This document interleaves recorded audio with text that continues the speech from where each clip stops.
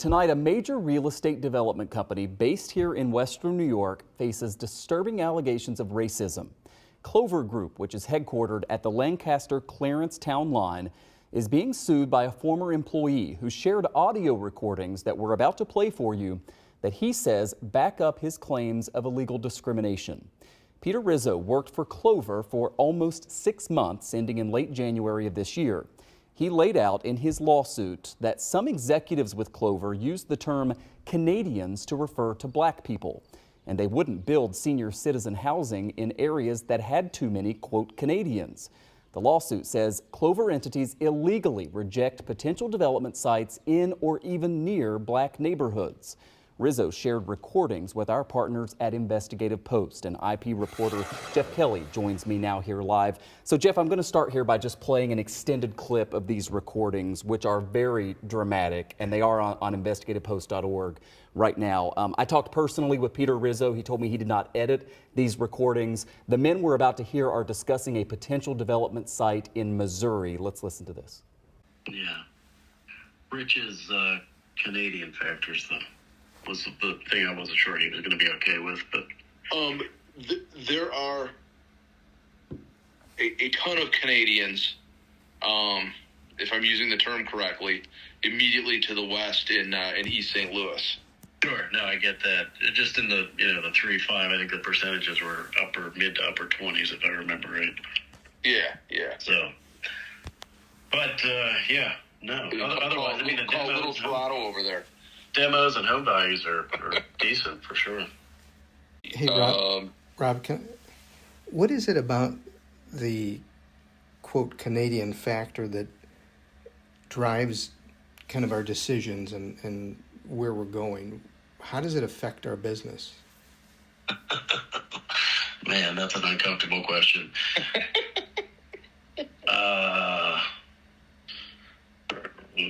I don't even know how to answer that, Peter. Rich likes to stay away from those areas. I don't know. It's an uncomfortable question. I don't know. Yeah. Have you ever asked the question? Yeah. Ask a question. Go ahead. You'll get a colorful response. But yeah, he just doesn't like what it does to the leasing. He doesn't like. Ask him. Ask him. Okay. I don't share those feelings, so. Yeah, I don't share them. If the demos work, then I think the demos work. And certainly as we go deeper into the south, the Charlotte areas, I think we're going to find more of that. So maybe we'll come around the corner on that. Let's hope. It's just all hope we never get deposed on that. Yes. Hope they never get deposed. Seems like that is going to be what happens now. The audio there is obviously damning evidence. There is more audio. I mentioned there are more clips at investigative-post.org. Richard Greenspan is the one there whom they're referring to, developing this Canadian factor, again, referring to too many black people in a neighborhood. We don't want to build there. He's been removed from Clover's website as best we can tell. Big picture, looking at this, what else should we know in terms of what these recordings tell us and what's in this lawsuit? Well, and so we should point out that in one of the subsequent recordings, Rizzo does ask Greenspan the question about this, and he makes it explicit. He says, we don't want to go into areas where there are a lot of black people.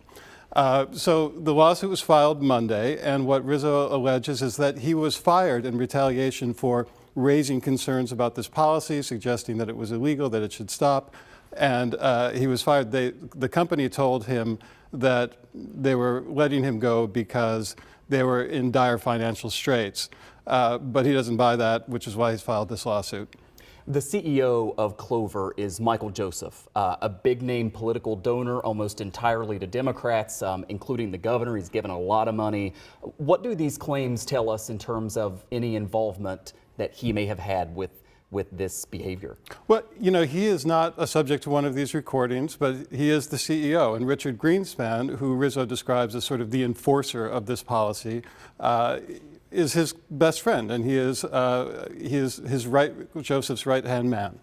And he is named in the lawsuit, the CEO, Michael Joseph. Yes, he is. Yes, he is. Along with the other executives, Greenspan, one of them, and several others who Rizzo captured in these audio recordings. Yeah, and a bunch of different entities because there are so many subsidiaries and all that. Yes, as real estate developers usually do. Yeah. There's a whole bunch of different companies that are used to own and manage these properties. In terms of the response that you have gotten to this reporting, I know that there was a statement that was put out by a communications firm that's representing Clover. I want to share that with our viewers. It said, quote, "We believe that these allegations constitute a malicious effort by Mr. Rizzo to defame and disparage the company and its management in order to garner an unwarranted monetary payment." We should also point out Clover has added this diversity, equity, and inclusion page to its website. It apparently didn't exist before all of this. And in part of it, they say, "We believe in providing housing to all people representing all forms of diversity." But what did your research show you in terms of where Clover is actually developing? Overwhelmingly, they choose areas that are overwhelmingly white. There are very few, in fact, there's one in the city of Buffalo, which is a more diverse neighborhood, but across the country in the 6 or 7 other states where they have these complexes, they're all in very white neighborhoods. In terms of what is actually potentially illegal or a cause of action in this lawsuit, it deals with federal law, right, and protections against discrimination? Federal and state law. Now, Rizzo's lawyers allege that this policy, this practice, is a violation of federal and state laws, and they're asking a judge to affirm that. And then Rizzo as well says he was improperly terminated. Yes, correct. I've got about 30 seconds left. What happens now? Do you anticipate, just based on your reporting and in talking with people, that there will be fallout here, especially considering the CEO of this company? Well, it could be, because as you point out, Joseph is a prominent public citizen. He is a big donor to a lot of big-name politicians. He is also chair of the board of Roswell Park Cancer Institute, which, as you know, has faced a slew of lawsuits alleging gender and race discrimination over the past 8 years. There's been more than a dozen of those. So, you know, they have an issue there. He also serves on the board of the Albright Knox Art Gallery, now the AKG Gallery.